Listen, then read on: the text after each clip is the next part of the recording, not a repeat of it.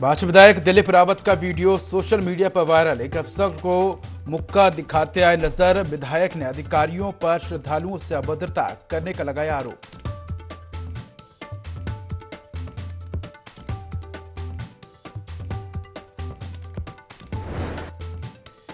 मंत्री गणेश जोशी ने किया सैन्यधाम का निरीक्षण। अधिकारियों को दिए जल्द निर्माण कार्य पूरा करने के निर्देश। कहा 25 फरवरी को जनता को सैन्यधाम किया जाएगा समर्पित।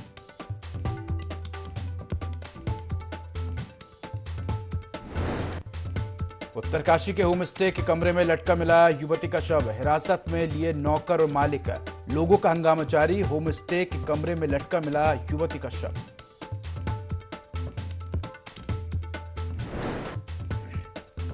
कड़ाके की ठंड के बावजूद बद्रीनाथ धाम में पुनर्निर्माण कार्य जारी। डीएम ने बद्रीनाथ पहुंचकर पुनर्निर्माण कार्यों का लिया जायजा।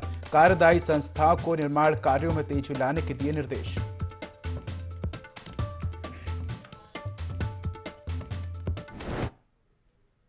नमस्कार, मैं उदय। देवभूमि लाइव में आपका स्वागत है। बुलेटिन की शुरुआत करेंगे तमाम बड़ी खबरों के साथ। उत्तराखंड में ग्लोबल इन्वेस्टर्स समिट की तैयारी लगातार जारी है।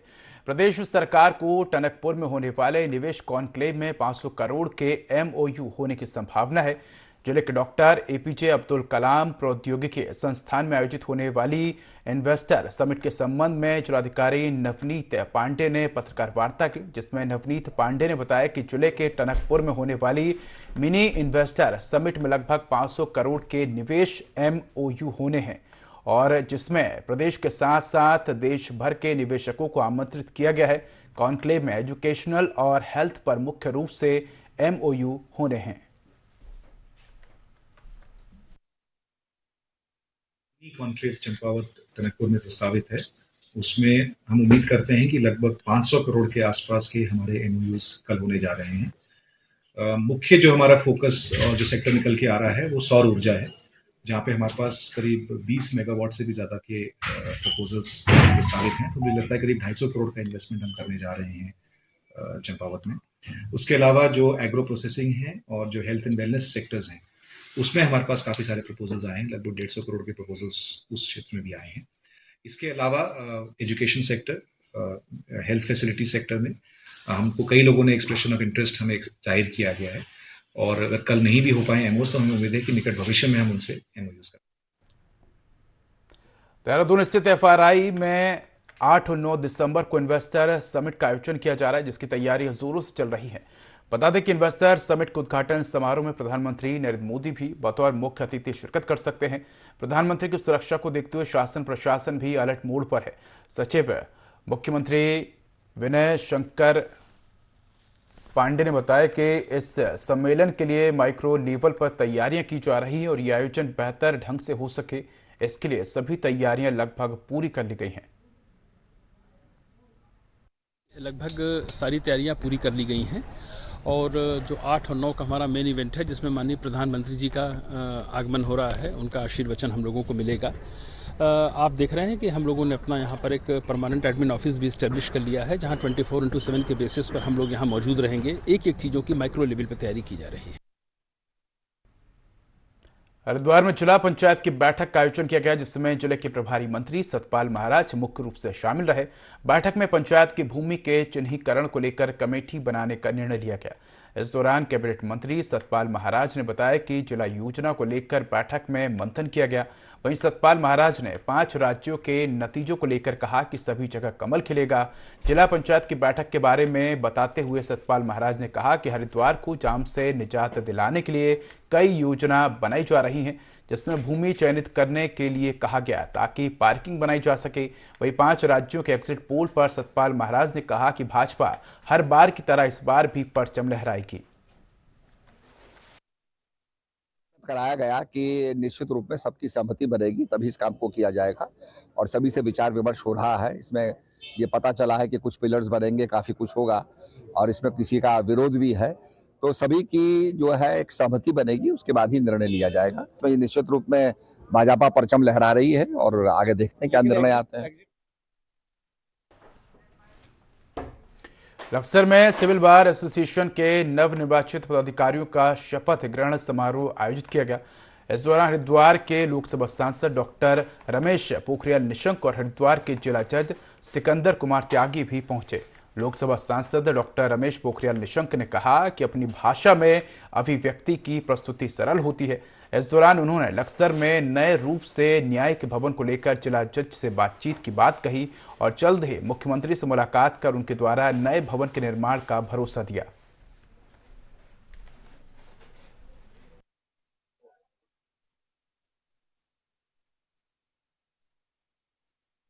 तो कानून हो, जो चर्चा हो, जो न्यायिक उसको प्रक्रिया से गुजरना होता है किसी को, क्योंकि होता क्या है कि पता चला अंग्रेजी में चर्चा हो रही है, अधिवक्ता भी अंग्रेजी में बोल रहे हैं, जज भी अंग्रेजी में बोल रहे हैं। वो जो व्यक्ति है जिसके बारे में जिसका केस है उसको पता ही नहीं चलता कि बोला क्या चाह रहा है, और इसलिए उसको न्याय मिलना चाहिए। न्याय उसको तब मिलेगा जब उसी की भाषा में उसको न्याय की प्रक्रिया से वो गुजरते हुए आगे बढ़ेगा। अधिवक्ता जो है, आज मैं यहाँ पर आया तो हमारे जो अक्सर बार की नई कार्यकारिणी है उसके अध्यक्ष और उनकी बाकी सभी कार्यकारिणी सदस्यों का यहाँ पर उनका शपथ ग्रहण हुआ, और इसी वजह से मैं उनके शुभकामनाएं देने के लिए आया था। तो मैं सम्मिलित हुआ, अपनी शुभकामनाएं दी हैं और उनसे भी आशा की है कि वो न्यायिक परिवार या जो हमारा जो न्यायिक संस्था जुडिशियल वर्क है इसमें वो हमारा सहयोग करेंगे। 2024 में होने वाले लोकसभा चुनाव के लिए हर राजनीतिक दल अपनी अपनी तैयारियों में जुट गया है।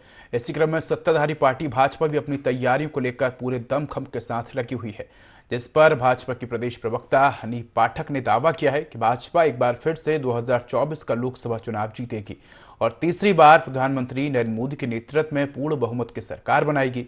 इसके साथ ही हनी पाठक ने विपक्षी दलों के गठबंधन पर निशाना साधते हुए कहा कि कांग्रेस को आज बैसाखी का सहारा लेना पड़ रहा है।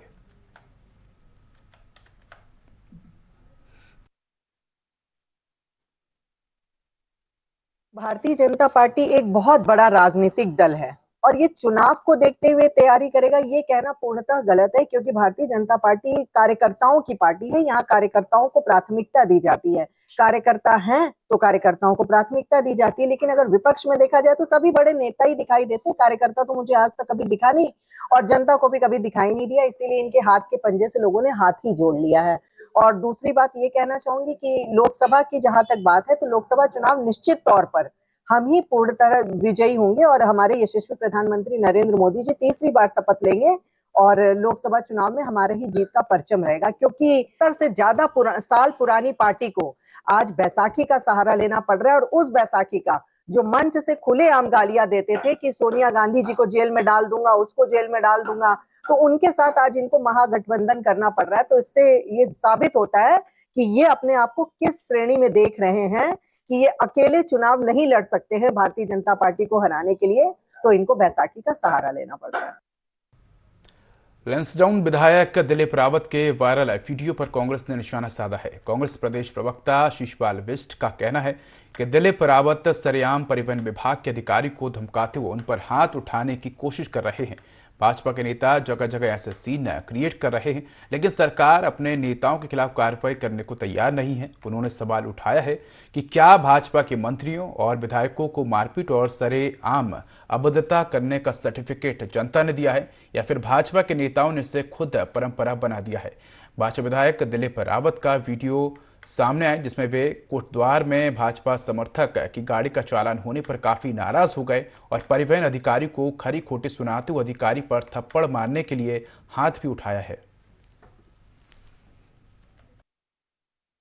बहुमत की भारतीय जनता पार्टी की सरकार में भाजपा के नेता हों, मंत्री हों, विधायक हों, सबके सिर जो है सत्ता का नशा चढ़ा हुआ है। और ये सत्ता का नशा आप देखिए कि कभी प्रेमचंद अग्रवाल जी के रूप में जो है ऋषिकेश में जो है मारपीट के रूप में प्रकट हो रहा है, जो आम आदमी के साथ मारपीट कर रहे हैं। कभी जो है आप देखिए कि जो है गणेश जोशी जी अपने समर्थकों से अपने सामने जो है कैंट में जो है युवक को पिटवाते हुए नजर आए। अब जो है दिलीप रावत जी जो है परिवहन विभाग के एक अधिकारी को जो है मारपीट कर रहे हैं, उस पर हाथ उठा रहे हैं। तो आखिर इस प्रकार के सीन इनके तमाम नेता जो है जगह जगह क्रिएट करते रहते हैं और सरकार जो है अपने नेताओं के खिलाफ कोई कार्रवाई नहीं करती है। तो इसीलिए इनकी हौसले बुलंद है। प्रदेश की जनता में भय है, आक्रोश है, लेकिन सरकार उसको गंभीरता से नहीं ले रही है। आखिर ये कब तक इस प्रदेश में चलेगा? खबर हरिद्वार से है, जहां उत्तराखंड डिप्लोमा इंजीनियर्स महासंघ के बैनर तले इंजीनियर अपनी कई सूत्रीय मांगों को लेकर धरना दे रहे हैं। इंजीनियरों का कहना है कि सरकार के अंदर आने वाले सभी विभागों के इंजीनियर अब धरने पर बैठ गए हैं, क्योंकि 2015 से हमारी मांगें चली आ रही हैं, जो अब समस्या बन चुकी है। इंजीनियर धर्मेंद्र सिंह मंडल, सचिव उत्तराखंड डिप्लोमा इंजीनियर्स महासंघ ने बताया कि 54B ग्रेड को पार किए हुए लंबा समय बीत चुका है। इस संबंध में कई बार मंत्री स्तर पर चर्चा भी हो चुकी है, लेकिन समस्या का समाधान नहीं हो पाया। उन्होंने कहा कि अगर हमारी मांगें पूरी नहीं होती है तो हम उग्र आंदोलन करेंगे।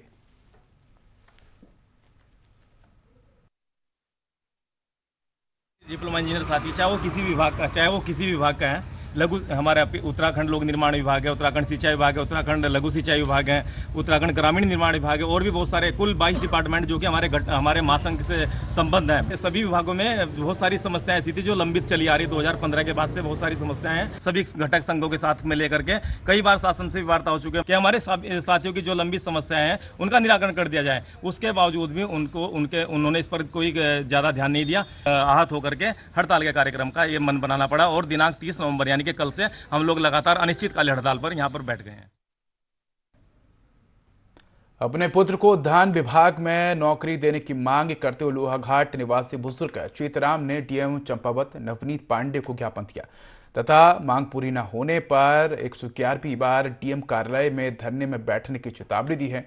चेतराम ने बताया कि सन 1993 में वे लोक निर्माण विभाग लोहाघाट में मस्ट रूल के तहत राज्य मिस्त्री के पद पर तैनात थे तथा 1995 में लोक निर्माण विभाग की ओर से बनाए जा रहे डिग्री कॉलेज लोहाघाट के निर्माणाधीन भवन की छत से गिरकर गंभीर रूप से घायल हो गए थे, पर विभाग के द्वारा उस समय उन्हें इलाज का खर्चा और उनके पुत्र को नौकरी देने का आश्वासन दिया गया था। मेरी मांग पीडब्ल्यूडी विभाग से और नौकरी, हर्जा, खर्चा, इलाज में है कितने पिट्टी के थैले का मुआवजे की मांग को लेकर मैं धरने पर बैठा हूँ 110 बार। दिसंबर तक मांग है, पूरी न होने पर 10 दिसंबर से मैं जिला कार्यालय में यहाँ पीडी विभाग में अनशन पर बैठूंगा।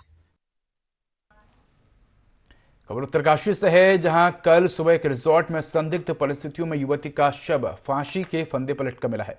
युवती पिछले 1 साल से रिजॉर्ट में काम करती थी। ग्रामीणों का आरोप है कि युवती को मारकर यहां लटकाया गया है।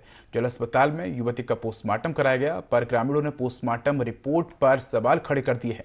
ग्रामीणों का कहना है कि दोषियों को बचाने के चक्कर में पुलिस और जिला प्रशासन जांच को भटकाने का काम कर रही है और जब तक दोषी व्यक्ति को पकड़ा नहीं जाता तब तक युवती का अंतिम संस्कार नहीं किया जाएगा। हुई उनके घर के अंदर, उनके रिजॉर्ट के अंदर जो है लड़की को मतलब मार के जो है ऐसे लटका रखा वहां पे, मतलब और दिखा रहे कि मतलब कि इसने जो है फांसी लगा दी। फांसी लगा के क्या मतलब फांसी का भी एक वो होता है ना कि मतलब लड़की के पैर जमीन पे टिके हैं, लड़की एकदम खड़ी है, खाली जो है उसका वो फंदा बना के ऊपर दिखा दिया कि मतलब कि ये दूसरा सीसीटीवी उसी दिन क्यों लगा, मतलब इससे पहले वहाँ सीसीटीवी क्यों नहीं लगे? एक वो नहीं है, कई जगह शक जा रहे हैं। ठीक है, दरवाजे आगे पीछे, मतलब ऐसे भी नहीं कि मतलब एक दरवाजा तो सीसीटीवी की तरफ है लेकिन पीछे से दूसरा दरवाजा भी है कि वहाँ से हमें पूरा यकीन है कि जो भी केस हुआ वो वहीं से उसी दरवाजे से केस हुआ। ठीक है, जो असली दोषी है उसका पता लगे। हमारे क्षेत्र की एक छोटी सी बच्ची की जो है, बच्ची समझ ली 19-20 साल की है वो लड़की, उसकी जो है डेड बॉडी संदिग्ध परिस्थितियों में देखी गई है। दूसरी बात यह है कि बोल रहे हैं डॉक्टर साहब का अभी जो पीएम रिपोर्ट आई थी हम भी उसमें थे, कह रहे हैं कि शरीर पर और कोई भी निशान नहीं है। क्यों नहीं है? हाथ में कलाई में निशान है क्या? हैंगिंग से जिसकी डेथ होती है क्या उसके हाथों में निशान होते हैं? आप लोग बोलिए। ये पूरा जो मामला है संदिग्ध है और हमें जो ये अमृता लड़की, हमें इसके लिए न्याय चाहिए। हम चाह रहे हैं कि जो अंकिता के साथ हुआ वो अमृता के साथ ना हो और अंकिता को यदि न्याय मिला होता तो आज दोबारा ये घटना ना होगी। इससे जो है जितने भी ये गुनहगार हैं, कातिल हैं, सबके जो है हाथ और ज्यादा मजबूत होते जा रहे हैं। तो हमारे प्रशासन से अन्याय कतई नहीं होना चाहिए। लड़की चाहे किसी की भी है पर न्याय होनी चाहिए, अन्याय के तय नहीं होनी चाहिए। हमारे राणा जी कह रहे हैं, बहुत बढ़िया सही कह रहे हैं। मैं बालागढ़ी का हूँ, मैं यहाँ पर न्याय के लिए बिल्कुल तत्कार हूँ। कोई सजा के लिए उस आदमी को सजा होनी चाहिए जो जिसने कांड किया है। मान्यवर कोई भी हो, चाहे बालागढ़ी हो चाहे तेरागढ़ी, हमें मानती इस बात के लिए, पर लड़की हमारी है, सबकी लड़की है, वो न्याय होनी चाहिए, अन्याय कतई नहीं होनी चाहिए। इसके लिए हम आपके लिए बिल्कुल तैयार है, हर वक्त है, रात रात तैयार है राणा जी, हम आपके साथ हैं। पत्र लिख के भेजेंगे मोदी के लिए, खून के पत्र स्पेशल मोदी के लिए हम धरना देंगे। यहाँ पे हम धरना देंगे, हम यहाँ से नहीं हटेंगे जब तक हमारी बेटी को न्याय नहीं मिलेगा। सूबे के सैनिक कल्याण मंत्री गणेश जोशी ने देहरादून स्थित कुनियाल गांव में निर्माणाधीन सैन्य धाम का निरीक्षण किया। सैनिक कल्याण मंत्री ने अधिकारियों को फरवरी 2024 की डेडलाइन के भीतर सैन्य धाम के निर्माण कार्य को किसी भी हाल में पूर्ण करने के निर्देश दिए। उन्होंने अधिकारियों को निर्माण से संबंधित सभी कार्यों को निर्धारित समय सीमा पर पूरा करने के सख्त निर्देश भी दिए हैं। सैनिक कल्याण मंत्री ने कहा कि लगभग 75% सैन्य धाम का निर्माण कार्य पूर्ण हो चुका है। उन्होंने कहा कि किसी भी हाल में 25 फरवरी तक सैन्य धाम जनता को समर्पित किया जाएगा। मंत्री ने कहा कि शहीद सम्मान यात्रा के बाद भी उत्तराखंड के कई जवान शहीद हुए हैं। ड्रीम प्रोजेक्ट और देश के प्रधानमंत्री नरेंद्र मोदी जी की परिकल्पना है और समय समय पर मैं खुद मौके पर जाकर इसकी मॉनिटरिंग करता हूँ। और आज 75% काम यहाँ पर लगभग हो गया है, जो फिनिशिंग स्टेज पे है लगभग, कि सारे काम जो हैं, कोई भी चीज़ छोटी बारीक सी चीज़, छोटे जैसे शहीदों के नाम वहाँ पर अंकित होने, अभी इनको हम नाम भेज चुके हैं। और हमारे शहीद सम्मान यात्रा के बाद अभी कुछ लोग शहीद हुए हैं, उन सभी शहीदों के नाम यहाँ पर अंकित किए जाएंगे। जिस भावना के साथ हमारी सरकार इसे बना रही है, जिसके पूरा करने का सौभाग्य मुझे प्राप्त हुआ है, जब ये बनकर तैयार होगा, जिसका लोग बद्री केदार गंगोत्री देखने जाते हैं, जिस धाम को देखने अवश्य आएंगे। ये भी सूरत में, क्योंकि अभी जो बारीक काम है, अगर आपने देखा होगा, मैं अभी मंदिर के अंदर गया था। प्रदेश की नगर पालिकाओं और नगर पंचायत अध्यक्ष का कार्यकाल समाप्त हो गया है। शासन ने 2 दिसंबर से सभी नगर पालिकाओं और पंचायत में प्रशासक नियुक्त कर दिए हैं। वहीं लोहाघाट के पालिका अध्यक्ष गोविंद वर्मा ने अपना कार्यकाल समाप्त होने पर अपना अमूल्य सहयोग देने के लिए लोहाघाट नगर वासियों को धन्यवाद दिया है। इस मौके पर वर्मा ने कहा कि लोहाघाट नगर की जनता ने मुझे अपना भरपूर प्यार आशीर्वाद दिया है। जनता के सहयोग से ही मैं लोहाघाट नगर वासियों की सेवा और नगर का विकास करने में सफल रहा हूं। वर्मा ने कहा कि वह अपनी जनता के हर सुख दुख में साथ खड़े हैं।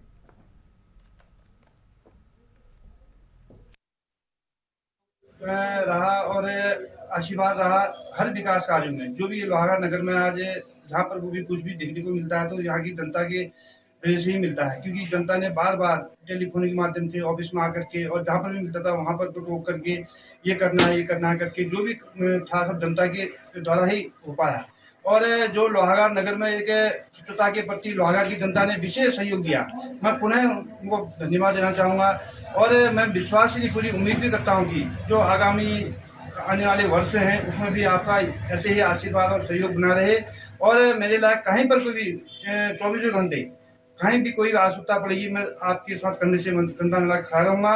और साथ ही साथ जनता की जो भी सुख दुख हैं और जो भी कार्य हैं उनको करने के लिए अभी भी तत्पर हूँ। और जनता के द्वारा मुझे बार बार जो सहयोग और आशीर्वाद दिया जाता है, मैं पुनः समस्त क्षेत्रीय जनता को प्रणाम करते हुए धन्यवाद देना चाहूँगा। ऐसे ही सहयोग और आशीर्वाद आगे।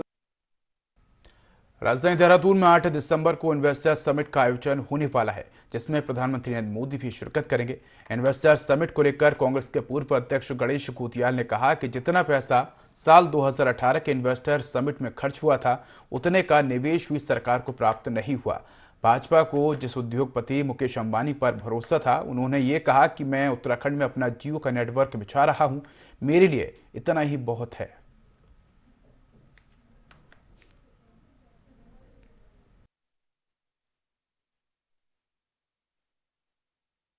मोदी जी आए, अच्छी बात है, लेकिन वाकई कुछ देख के जाएं। मैं सरकार से पहले जो इन्वेस्टर्स मीट हुई थी आज से 4 साल पहले, मैं उसका हिसाब पूछना चाहता हूं कि उसमें कितना पैसा खर्च हुआ था और कितना उसमें आया। मेरी जानकारी है कि जो उस आयोजन के लिए खर्च हुआ उतना इन्वेस्टमेंट भी नहीं आया।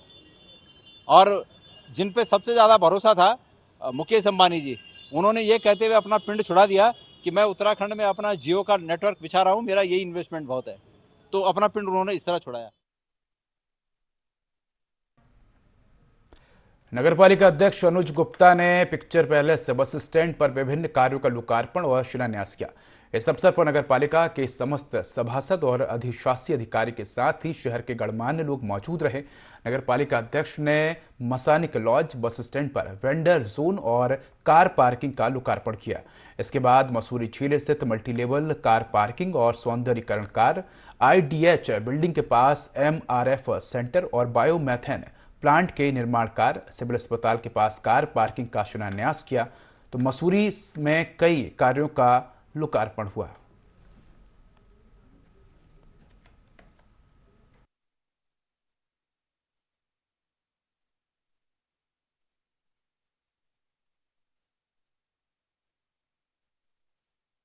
स्तर पर मैं Masonic lodge car parking, civil hospital car parking, library car parking और मसूरी झील जो लाइब्रेरी पार्किंग है, इनको मैं मसूरी के जो हमने शिलान्यास किए हैं उसका काम शुरू करने जा रहे हैं और जो बन चुके हैं उसका हमने उद्घाटन यहाँ पर किया है। मसूरी चौकी का उद्घाटन किया है, MRF सेंटर का यहाँ पर उद्घाटन किया है और ये सभी चीज़ें मसूरी की सम्मानित जनता को मैं हैंड ओवर करना चाहूँगा। और जिस तरीके से इन्होंने मेरा साथ दिया 5 साल और हमारे बोर्ड ने मेरा साथ दिया इन काम करने के लिए, आगे भी मैं निरंतर मसूरी की जनता के लिए इसी तरह से कार्य करता रहूँगा।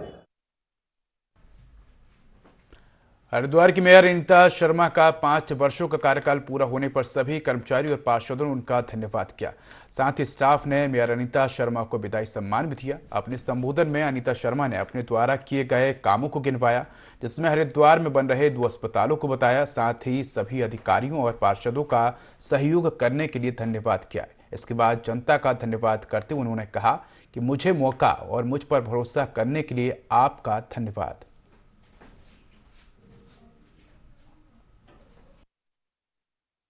हो गए एकदम, ऐसा लग रहा है कि अभी शुरू ही हुआ है, तो बहुत अच्छा गया है।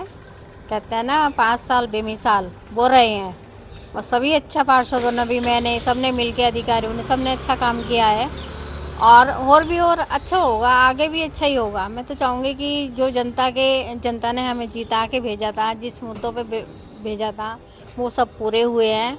और सबसे बड़ा मुद्दा तो हमारा ये था कि हमारा हॉस्पिटल बने हरिद्वार के अंदर, 1 नहीं 2 बने हैं। और जनता ने जिस तरह से विश्वास किया हमारे ऊपर, और उन्हीं का आशीर्वाद है हमारे ऊपर, आज उन्हीं के आशीर्वाद से हमारा सब कार्य हुआ है। मैं धन्यवाद जनता को देती हूँ जिन्होंने हमें आज यहाँ इस पद पे भेजा है, और उन्हीं को बहुत बहुत बधाई, उन्हीं को सबको धन्यवाद देती हूँ। अंतर्राष्ट्रीय हिंदू परिषद के अध्यक्ष प्रवीण तोगड़िया ने केंद्र सरकार से राम मंदिर निर्माण के लिए आंदोलन करने वाले नेताओं को राष्ट्रीय सम्मान देने की मांग की है। हरिद्वार के स्वामी नारायण आश्रम पहुंचे प्रवीण तोगड़िया ने कहा कि अशोक सिंघल, बाला साहेब ठाकरे और महंत अवैधनाथ जैसे बड़े नेताओं ने अयोध्या राम मंदिर आंदोलन का नेतृत्व किया था और कोठारी बंधु ने अपने प्राण तक न्यौछावर किए थे। इसलिए राम मंदिर आंदोलन का नेतृत्व करने वाले नेताओं को भारत रत्न और प्राण न्यौछावर करने वालों को पद्म विभूषण जैसे सम्मान मिलने चाहिए। इसके साथ ही प्रवीण तोगड़िया ने मथुरा और काशी वापस लेने के लिए राम मंदिर आंदोलन की तर्ज पर फिर से आंदोलन करने की चेतावनी भी दी। सत्ता से न दबकर राम मंदिर के लिए लोहा लेने वाला नेतृत्व अशोक जी सिंघल, गोरख पीठाधीश्वर महंत अवैधनाथ जी, अयोध्या के रामचंद्र परमहंस, बाला साहेब ठाकरे, आचार्य गिरिराज किशोर, पुल्ला रेड्डी और बेंगलोर से रेड्डी जी, और मांग की है कि यह नेतृत्व को भारत रत्न देकर राम मंदिर बनाने के लिए सम्मानित करे, और जो कार सेवक कोठारी बंधु शहीद बलिदानी हुए हैं उनको पद्म विभूषण देकर उनका परिवार का सम्मान करे। अंतर्राष्ट्रीय हिंदू परिषद, राष्ट्रीय बजरंग दल काशी मथुरा के मंदिर के लिए एक्शन प्लान तैयार करके आगे बढ़े। तो फिलहाल इस बुलेटिन में इतना ही। खबरों के अधिक अपडेट के लिए देखते रहिए i24। नमस्कार।